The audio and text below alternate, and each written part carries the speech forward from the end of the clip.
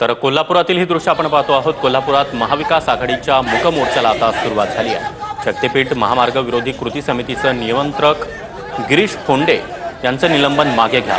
सरकार विरोधात भूमिका घेतल्याने फोंडे यांचं निलंबन करण्यात आलं।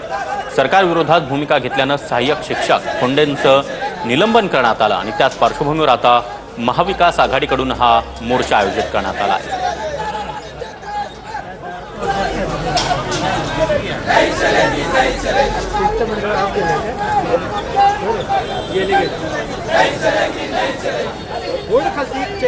आणि या संदर्भात अधिक माहिती देण्यासाठी आमचे सहकारी भूषण पाटील आपल्या सोबत आहेत। भूषण, हा मोर्चा महाविकास आघाडीकडून करण्यात आलेला आहे, नेमका काय मागण्या आहेत? नक्कीच शक्तीपीठ महामार्ग विरोधी कृती समितीचे जे निमंत्रक आहेत गिरीश फोंडे यांचं काही दिवसापूर्वी निलंबन करण्यात आलेलं आहे। महानगरपालिकेच्या शाळेत ते सहाय्यक शिक्षक म्हणून कार्यरत होते, मात्र सरकार शक्तीपीठ महामार्गाच्या संदर्भात सरकार विरोधात भूमिका घेतल्याचा ठपका त्यांच्यावर ठेवत निलंबन करण्यात आलंय।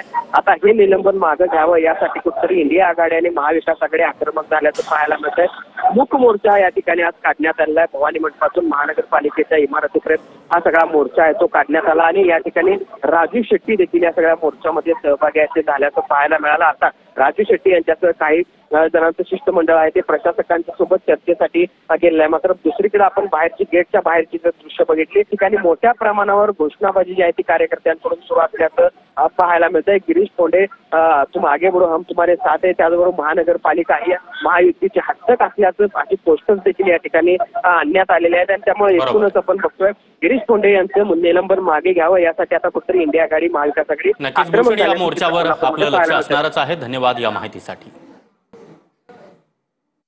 काय सांगाल फोंडे यांचं निलंबन आणि आज हा मोर्चा? यामध्ये महाराष्ट्रामध्ये सरकारची दडपशाही सुरू आहे आणि या दडपशाहीमध्ये सरकारने घेतलेला हा एक विचित्र निर्णय आहे। म्हणून आम्ही म्हणतो या दडपशाहीच्या विरोधामध्ये इंडिया आघाडी असेल, सर्व संघटना, शेतकरी, शेतमजूर आणि शक्तीपीठ महामार्गाचे सर्व शेतकरी यांच्या आणि शैक्षणिक व्यासपीठाच्या वतीनं ही लढाई सुरू आहे। जोपर्यंत गिरीश फोंडेचं निलंबन रद्द होत नाही तोपर्यंत ही कारवाई चालू राहणार। शक्तीपीठ महामार्ग रेटायचा प्रयत्न किंवा त्या माध्यमातून हा दबाव निर्माण करायचा प्रयत्न असतो। शक्तीपीठ महामार्ग रद्द करण्यासाठी एकावर कारवाई केली तर चळवळ थांबल असं त्यांना वाटतंय। ही चळवळ थांबणार नाही, ही चळवळ सुरूच राहणार आहे। सुनील काटकरचं, भूषण पाटील, TV9 मराठी, कोल्हापूर।